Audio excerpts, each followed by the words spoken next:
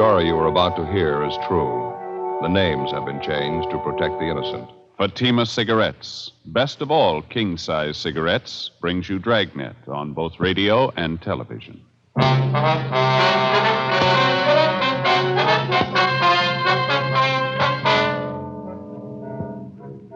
You're a detective sergeant. You're assigned to Personnel Division. A resident of your city files a report of assault and battery. His shoulder is dislocated. He's been badly beaten. He claims his assailant was a young police officer. Your job? Investigate. Comparison proves Fatima quality. Yes, comparison proves Fatima quality. Compare Fatima with any other king-size cigarette. 1. Fatima's length filters the smoke 85 millimeters for your protection. 2. Fatima's length cools the smoke for your protection. 3. Fatima's length gives you those extra puffs, 21% longer than standard cigarette size. And you get an extra mild and soothing smoke, plus the added protection of Fatima quality. Definitely the best quality in its class, but the same price as the cigarette you are now smoking. Prove Fatima quality yourself today. Buy Fatima in the bright, sunny yellow pack. Best of all, king-size cigarettes.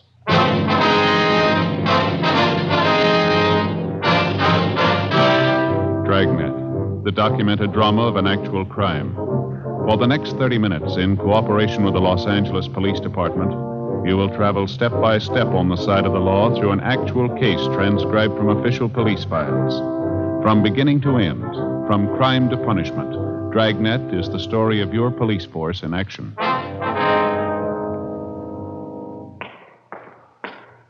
It was Tuesday, June 11th. It was mild in Los Angeles. We were working the day watch out of BIA. My partner's Ed Jacobs. The boss is Lieutenant Jesse. My name's Friday. It was 10:23 a.m. when I got to room 83, the squad room. Joe, you catch up with the lieutenant? Yeah, in a meeting. He said he'd be out about 11:30. He wants us to handle it for the time being. Oh. Well, Joe, this is Officer Blanchard. This is my partner, Joe Friday. I'm glad to know you, Friday. I think I've seen you around Central a couple of times. Yeah, sure. How are you? Well, what's this thing all about? Do you mind telling me? You worked yesterday, did you? Yeah, that's right. My regular beat, South Central area. Anything out of the ordinary happen while you were on duty? No, not much. Made a couple of pinches, that's about all. Pretty quiet otherwise. Did you make one of those arrests at 7928 Cortlandt Avenue? Yeah, that's right. A woman, 2 men, users. All 3 of them were booked in violation of State Narcotics Act. Any of the 3 familiar to you at all, Blanchard? I mean, had you ever seen them before the time you arrested them? No, none of them. I knew the place, though. I've been keeping an eye on it lately. One of those old-fashioned homes converted into a rooming house. Uh-huh. I've been noticing some of the people going in and out of the place. They didn't look too good to me. That's why I say I've been keeping an eye on the house. Now, what's the story on this anyway? You get a kickback on an arrest I made? Well, we'd like to have your version of it first, Blanchard. Exactly what happened? How'd you come to make the pinch? Well, I was walking my regular beat. I think it was about 3:30 yesterday afternoon. I was going along Cortlandt, the 7900 block. A woman came out of the front door and hailed me. She complained about a 507 party in the house a couple doors down the street. And that was at number 7928, the boarding house? Yeah. I checked it out. The party was going on up on the 3rd floor. I went up, found the girl and the 2 men in the room facing on the street. The girl was fixing a pop for herself when I came in. 2 caps of heroin on the table in front of her. Mm-hmm. What'd you do then?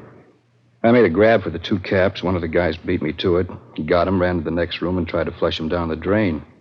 He didn't quite make it, though. I got one of the caps before he could get rid of it. What'd you do then, Blanchard? Well, I sat the 3 of them down, called into the office. I checked the room over while we were waiting, found 2 more caps of heroin, usual equipment to go with it. When the radio car showed up, the 3 of them were taken downtown to narcotics squad and booked. That's all I can tell you about it. Well, during the time you were waiting there in the room, Blanchard, did you have any trouble with the suspects at all? Well, I got a lot of talk from one of the men, a fellow by the name of Evans. He's supposed to run the boarding house. Claims he didn't have anything to do with it. He didn't know the girl was a hype. You know, the usual stuff. And that was the extent of it? Just talk? Sure, that's all. Why? Well, that's not the story, according to Evans. He had his lawyer bail him out last night. He was in to file charges against you. Huh? What do you mean? Assault and battery. He claims that you worked him over for no reason at all. He says you beat him up and dislocated his shoulder. Oh, he's crazy. He's lying. I didn't work him over. Well, he says he's got witnesses to prove it, Blanchard. The 2 people who were with him, the woman, the other man. He says they'll swear that's what you did. Yeah, but it's not true. They're trying to cook up a frame. I didn't touch any of them. Well, this Evans looked like he's been mussed up. Cuts and bruises all over his face. His shoulders fairly recent, too. Yeah, I know that, but I didn't do it. He was in the same shape when I found him up in that room yesterday. Matter of fact, I asked him about it. He wouldn't tell me. It's the truth, Sergeant, so help me. All three of them are lying. I didn't beat them up. Well, it's your word against theirs, Blanchard. The facts seem to favor Evans. I don't get this at all. Two of those people are known hypes. They'd swear anything for a free cap. You know that. What good is their word? Maybe no good at all. It's not up to us to decide. Evans filed a complaint. It's our job to follow through. Now, you're sure about the shape Evans was in when you found him up in that room yesterday, Blanchard? He was already marked up, is that right? I'm sure he was. I told you. I asked him about it. He wouldn't answer me. But you had no way of proving that you couldn't possibly have been responsible for it. Well, it's up to him, isn't it, Evans? If he says I worked him over, let him prove it. I'm afraid he's got the jump there. Two witnesses. Yeah, but they're lying. You must know that. They're lying. Well, now, look, you can see the position it puts us in. If you're innocent, we're going to do all we can. If you're guilty, we'll see that you get everything that's coming to you. Well, you know it as well as I do, Sergeant. I had no reason to beat him up. I didn't do it. Well, it's not up to us, Blanchard. The court will have to decide. Doesn't make sense. None of it does. There's no other way to handle it. We got 4,500 men in the department. We don't claim they're all saints. Once in a while, one of them turns bad, and all of us get a black eye. You're in a jam, Blanchard. Like anyone else, you'll get a fair trial. Yeah. Well, what happens now? Do I draw suspension? Yeah, that's right. If you're cleared of the charges in court, there'll be a hearing before the board of rights. Am I through right now? We'll have to book you in at the main jail. Case will be presented at the DA's office tomorrow. Doesn't make sense. I had no reason to beat up Evans. No reason at all. You sure of that, are you? What do you mean? Of course I'm sure. Well, Evans claims you did have a reason, a good one. What? Well, he says you handed him a proposition. He wouldn't go for it, so you worked him over. What do you mean? What kind of a The proposition? bad kind. Huh? He says you wanted a payoff. Investigating charges against a police officer involves exactly the same procedure as cases where private citizens are concerned. Prove the suspect innocent or guilty. If Blanchard was innocent, it wasn't going to be an easy job proving it. If he hadn't beat up the complainant, George Evans, and dislocated his shoulder, it seemed the only way out would be to find the man who did. Either that or prove that the two witnesses Evans had come up with were lying. If Blanchard was guilty, if he actually had slugged and beaten Evans, we had to find sufficient evidence and we had to find a motive. 11:10 a.m., Ed and I took Officer Harry Blanchard over to the main jail where he was booked in and lodged in one of the cell blocks. Then we went upstairs to the women's jail where we interviewed one of the witnesses to the alleged beating, an Eleanor Rowland. She'd had previous arrests for vagrancy, grand theft auto, and petty theft, as well as an established reputation as a user of narcotics. She was 23 years old. Yeah, it was terrible. That cop really roughed him up, poor old Evans. Cop didn't have to treat him like that. How long have you known George Evans, Miss Rowland? You old friends? No, I wouldn't say that. I met him a couple weeks ago when I came down from north. San Francisco? Portland. I was visiting up there. I'm a Portland girl originally. Well, how about this other man you were with at the time Officer Blanchard picked you up, this Ray Sherman? He an old friend? Buster, yeah, I've known him a few years. Do you know Evans very well? Yeah, I guess you could say that. Ray's had a room at the boarding house a couple of years. I guess he's good friends with Evans. Say, can I ask you something? Yes, ma'am. You ever work narcotics up in Portland? No, ma'am, never have. Face is familiar. Could have sworn I met you in Portland. Do you want to run over that story again for us, Miss Rowland, about what happened yesterday? Not much to say, just the same as I told you. You usually stay at Evans' rooming house when you're in town, do you? No, it's only the second time I was there. How about George Evans? Was he there at the time? No, not first. Me and Buster had a pop, and then we sat around and talked. Evans came in a little later. Three of us talked. Told me and Buster not to bring any more junk in the house. He didn't want to get into trouble. Then, speak of the devil, a cop walked in. What happened then? Buster grabbed two caps off the table, tried to get rid of them. He only got rid of one, though. The cop got the other one. Well, how'd the argument start? You remember that? Between Evans and the officer, I mean. Well, I was a little high at the time. I don't remember it word for word. Evans said he didn't have anything to do with it, but the cop kept pressing him. He told Evans he'd forget about it if Evans would pay him off. Evans told him no, he wouldn't give him a cent, and then the cop started beating him up. You were in the same room with him all this time? Yeah, Buster and me. We saw it all. Poor old Evans. He really got worked over. Cop didn't have to treat him like that. Say, are you sure you're not from Portland? Yes, ma'am, I'm sure. Now, about how many times would you say the officer hit Evans? Oh, I couldn't tell you that exactly. Dozens of times, I guess. Kept hitting him with his fists, pushed him all around the room. I was a little high at the time. I don't remember everything exactly. Sure could use a booster about now. Are you sure about everything you've told us, Miss Rowland? That's the truth? Yeah, that's right. Some of the details I didn't remember so well. He straightened it out for me, though. He told me just what happened. Who's that? George Evans. 11:50 a.m. Ed and I continued questioning Eleanor Rowland. The more we talked to her, the more we were convinced that at the time of the alleged beating, she was under a heavy dose of narcotics, and that for the most part, she picked up her version of the story from the alleged victim, George Evans.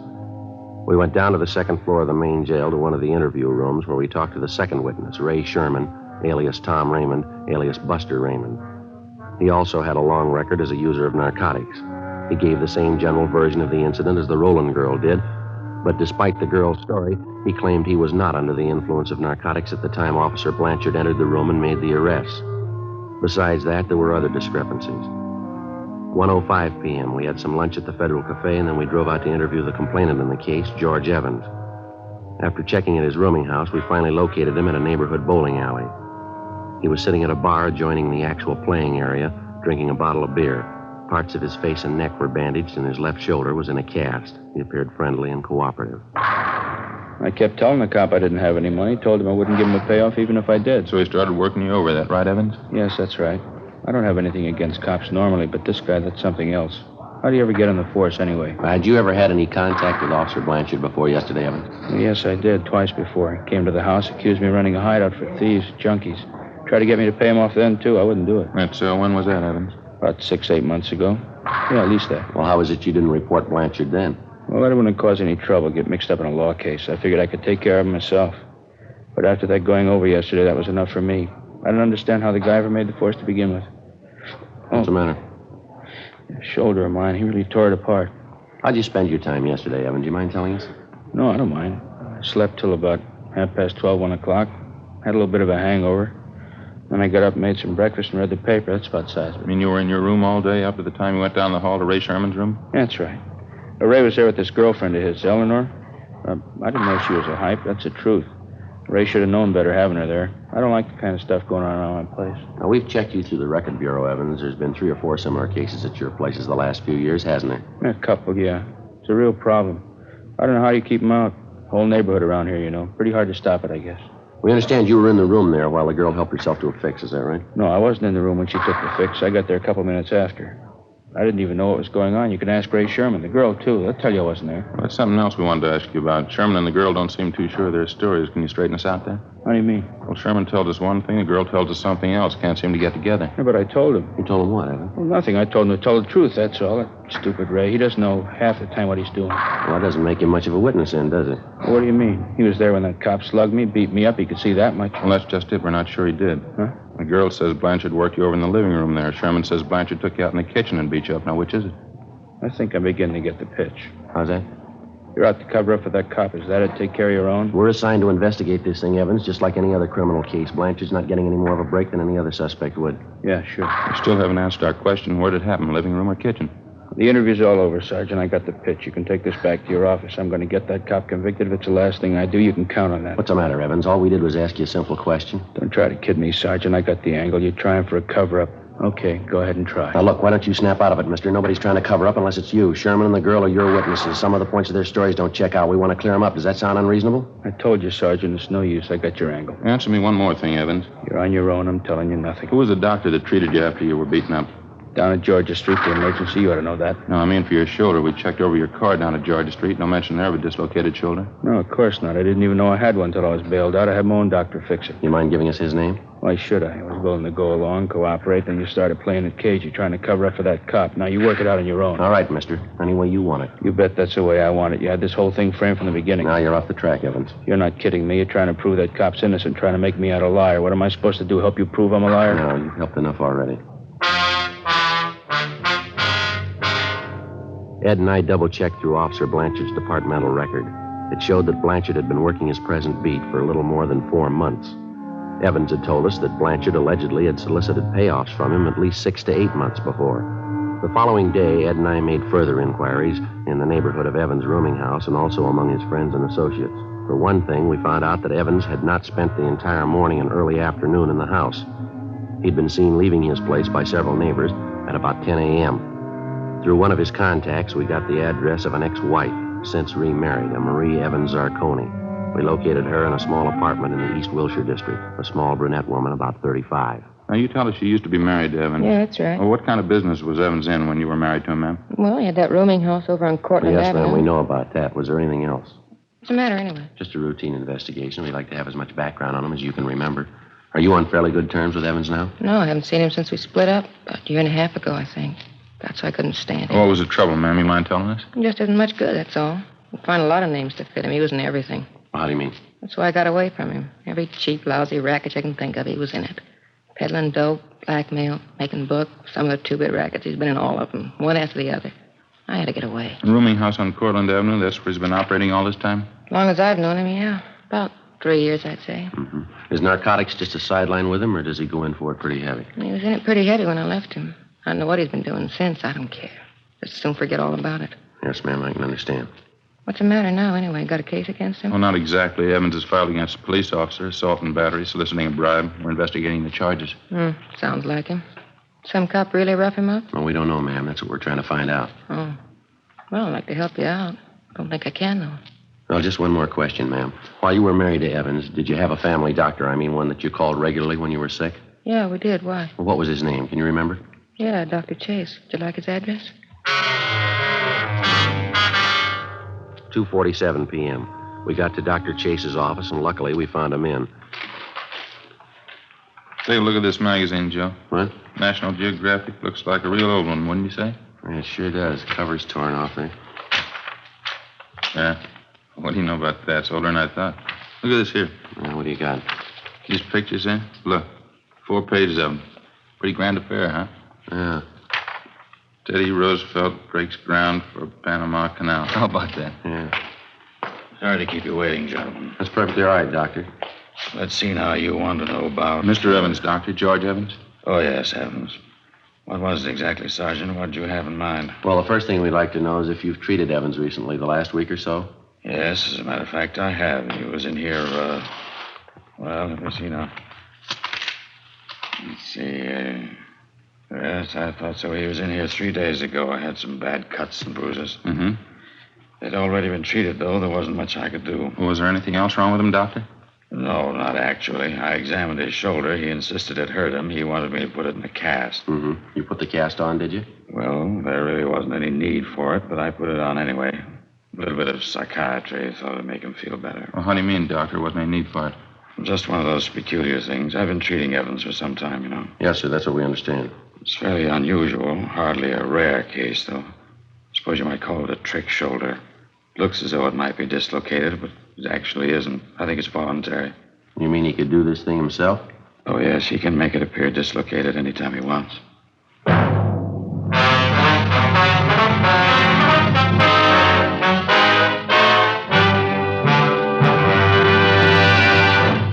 You are listening to Dragnet, authentic stories of your police force in action. Fatima, America's first largest-selling blended cigarette. Now, best of all, king-size cigarettes. Prove it yourself today. Compare Fatima with any other king-size cigarette. 1. Fatima's length filters the smoke 85 millimeters for your protection. 2. Fatima's length cools the smoke for your protection. 3. Fatima's length gives you those extra puffs, 21% longer than standard cigarette size. And you get an extra mild and soothing smoke, plus the added protection of Fatima quality. Friends, in Fatima, the difference is quality. Fatima contains the finest domestic and Turkish tobaccos superbly blended. And Fatima is extra mild, with a much different, much better flavor and aroma.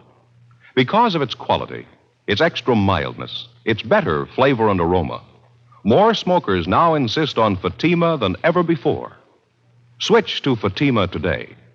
Remember, each king-size Fatima filters and cools the smoke, gives you those extra puffs, and you get an extra mild and soothing smoke, plus the added protection of Fatima quality.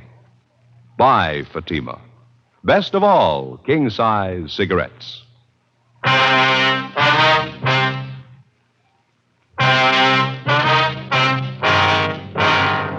Saturday, June 15th, 10 a.m. The investigation continued. Meantime, the newspapers were still making front-page material out of the story. One of the morning banner lines read, "Cop slugs cripples citizen to get payoff," and another one, "Police brutality rouses entire city." Our investigation went on. Early Saturday afternoon, Ed and I succeeded in locating a former friend of Evans who told us that he'd seen him downtown the morning of the day on which the alleged beating had taken place.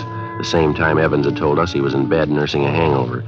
The former friend, a Fred Werner, said Evans was in the company of 2 known gamblers, Carl Sweetser and Stanley Parrish. He told us that he'd spotted the 3 of them together at about 11:45 a.m. We questioned Sweetser and Parrish, but they refused to tell us anything. They admitted that they were acquainted with Evans, but they knew nothing about the beating he'd received. We continued making the rounds. 5:30 p.m. We dropped to the main jail and questioned Evans' two witnesses again, Ray Sherman and Eleanor Rowland. We got the same stories as before. 6:18 p.m. We got back to the city hall. Long stretch, huh? Sure be glad to get home. Yeah, not a bad day, though. We had fair luck, didn't I we? suppose so. It could always be better. Sure like to get the straight story one way or the other. You want to check the book, Ed, see if we got anything? Yeah, okay. No, not much, Joe. Call from a Tom Donnelly, you know him? Donnelly? No, that doesn't sound too familiar to me. I got it. Personnel Jacobs. How's that? No, afraid he's gone for the night. Yeah, huh? No, I'm sorry. I wouldn't know. All right, thank you. There's another message here for us, Joe, in the book. Yeah? From Blanchard's wife again. I'm getting to feel pretty silly about it, telling her the same thing night after night. Why don't you call her tonight? Well, you've been doing all right. Why give up now? Personnel, Friday. Yeah. What was that? Mm-hmm. Your name? Yeah, okay. Uh-huh. 10 o'clock tonight? All right, that's fine. That's so. Sure. Yeah, we'll meet you. Okay. 10 o'clock. Yeah, fine. Bye. Sounds pretty good. Who was it? Guy by the name of Martin Kimbrough says he knows George Evans. He wants to talk to us tonight. What's the pitch? I don't know. Might be straight, might not. What'd he say? About Evans being worked over, he claims he knows all about it. Yeah? He says Blanchard couldn't possibly have done it. 7:05 p.m. We went over to Frank Tang's place, had some dinner, and then we drove out to interview the man who'd identified himself on the phone as Martin Kimbrough. We located him at the designated meeting place, a small bar just off Beverly Boulevard and Normandy Avenue. Kimbrough was a small man, slight build, middle-aged. He seemed less sure of himself than he did on the phone. He said that he knew George Evans fairly well and that up until 6 months before he'd been on good terms with him. He didn't go into details, but he gave us the general idea that Evans had cheated him on some business deal the two of them had been engaged in. We asked Kimbrough about the beating Evans had taken. He said it was common knowledge among the people he traveled with that gamblers Carl Sweetser and Stanley Parrish were responsible for beating up Evans. He'd welched on a gambling debt, and the two of them had been after him for months to pay off. He also said he knew a close friend of the two gamblers who told him that in private, Carl Sweetser openly boasted of beating up Evans. According to Kimbrough, the beating had taken place about 1 p.m. the Monday before, the same day Officer Blanchard allegedly had given him the beating. We located Sweetser in the coffee shop of a small hotel on South Rampart Street. I'm afraid I don't know what you're talking about, Sergeant. I don't know any George Evans. I've never heard of him. We understand you do, Sweetser. Heard you used to play cards with him. Got it from a couple of people. That's all. I guess they made a mistake. I don't remember the name at all. Maybe he's going under a different one, huh? Well, how about his description? You ought to remember that. Well, maybe I meet quite a few people. It's kind of hard to place all of them, you know. What's kind of look like? Oh, he's tall, dark complexion, dark hair, scar under his chin. He dresses pretty well, usually wears a suit. No, doesn't mean a thing to me. Runs a rooming house over on Cortlandt Avenue. He's been in quite a few rackets on and off. Sorry, I'm afraid I wouldn't know him. Now, look, we haven't got any beef with you, Sweetser. That's not the point. Evans is trying to get away with a fast one. We're out to stop him. We could use your help. How about it? I don't see how I can help you. What's the beef, anyway? We think you know. It's been all over the newspapers the last couple of days. Oh, yeah. A young cop? What's Evans got against him, anyway? He's trying to save face. We figure that's what we hear anyway. Well, what do you mean? Well, I think you know how Evans likes to play the big shot. It wouldn't do his stock much good around town if the real story got out. I don't follow. What story are you talking about? About his welching on a gambling tab, getting roughed up. If he says a cop did it, makes him look a lot better, doesn't it? He comes out of it pretty clean that way, doesn't he? Here, pass us all, huh? Yeah, sure. Why don't you guys have some coffee? I hate to eat alone. Okay, as soon as the waitress comes around. Yeah. Oh, what else you hear about this Evans? Pretty bad boy, that, right? Bad enough. He's got a fast mouth, telling quite a few stories around the neighborhood. That's so. Yeah, I might remember him. Tall, dark guy who runs a rooming house. Yeah, that's right. You should remember him. He's mentioned you in a couple of the stories he's passing around. Yeah, where'd you get that? Talking to a fellow last night. He says Evans claims that card game he was in with you was rigged. That's why he didn't pay you off. He claims you and Stan Parrish framed the whole thing. Is that right? That's a laugh. Huh? Phony bums are all alike. Lose a couple of dollars and squeal like a pig. What's this Evans doing now? He's up for a narcotics rap. He's out on bail. Yeah, cheap punk. What's your stake in this thing? We're trying to clear the thing up. Apparently, Evans figures he's going to frame the young cop, save face, talk himself out of a bad situation. Oh, what do you want from me? The truth? I'm not going to talk myself into jail, young cop or not. We're not asking you to. You want to clear the case, huh? All you need is proof the cop didn't give Evans a working over. That's right. Okay, you got a deal. Without actually incriminating himself in any way, Carl Sweetser gave us information and leads which, after they were checked out, showed definitely that George Evans was slugged and beaten in a neighborhood at least a mile from his rooming house. We talked to half a dozen people who saw Evans in that neighborhood shortly after 1 p.m., the day of the incident. We talked to the clerk at the drugstore where Evans went to buy iodine and bandages. They all told us that he bore the markings of a severe beating as early as 1 o'clock that afternoon. Evans had told us repeatedly that he'd received the beating at the hands of Officer Blanchard no earlier than 3 or 3:15 that afternoon. Ed and I drove over to the main jail where we interviewed Evans' 2 witnesses again. The girl, Eleanor Rowland, was the first to break. She admitted that Evans had promised both her and her friend, Ray Sherman, $50 apiece if they would go along with him in his plan to frame Officer Blanchard for assault and battery and soliciting a bribe. After an hour of questioning, Sherman admitted the same thing. We had a stenographer take their statements. 4:50 p.m., Ed and I got in the car and drove out to the rooming house on Cortlandt Avenue. Yeah? Oh, how are you, Sergeant? You want to get your coat, Evans? Like to see you downtown. What for? What's it about? Filing a false report. You know the story. What are you talking about? What do you mean a false report? You've been checked out all over town, Evans. Your doctor, your ex-wife, your gambling friends. We talked to them all. So what? What's that prove anyway? Proves you were lying, mister. That young officer, Blanchard, he didn't beat you up. There's nothing wrong with your shoulder either. Dr. Chase will vouch for that. Look, I don't care what he says. I don't care what any of them say. I got my case against that cop. I'm sticking with it. You're not going to talk me Why out don't of you it. give it up, Evans? We had a talk with Carl Sweetser. What did he tell you? Enough to convince us you're trying to frame Blanchard.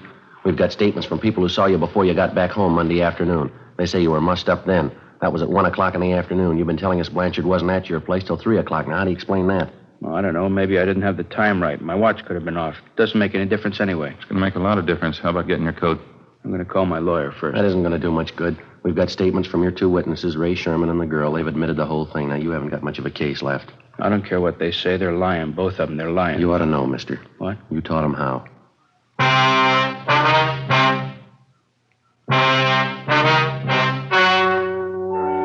The story you have just heard was true. The names were changed to protect the innocent. On September 2nd, trial was held in Superior Court, Department 89, City and County of Los Angeles, State of California. In a moment, the results of that trial. And now, here is our star, Jack Webb. Thank you, George Fenneman. Friends, I sincerely want you to smoke Fatima and prove Fatima quality. You know, we have a lot of confidence in our king-size cigarette. Enough confidence to make you this money-back guarantee. Buy a pack of Fatimas. Compare them with any other king-size cigarette. If you're not convinced Fatima is better, just return the pack and the unsmoked Fatimas by August 1st, 1952, and we'll give you your money back plus postage. Fatima, Box 37, New York 1. Buy Fatima. Best of all, king-size cigarettes.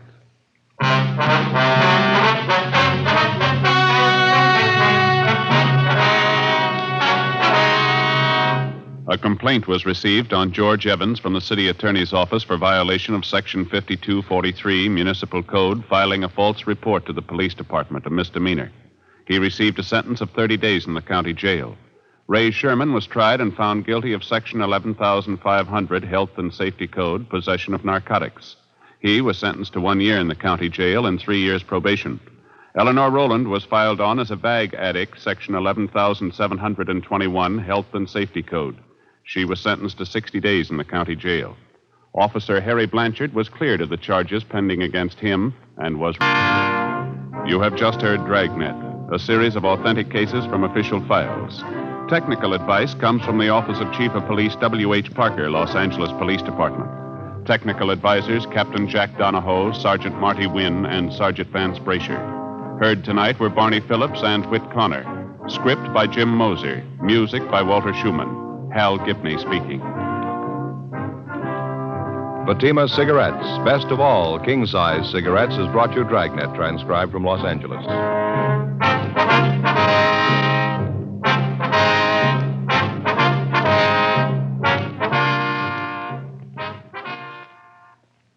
Now it's Counter Spy on NBC.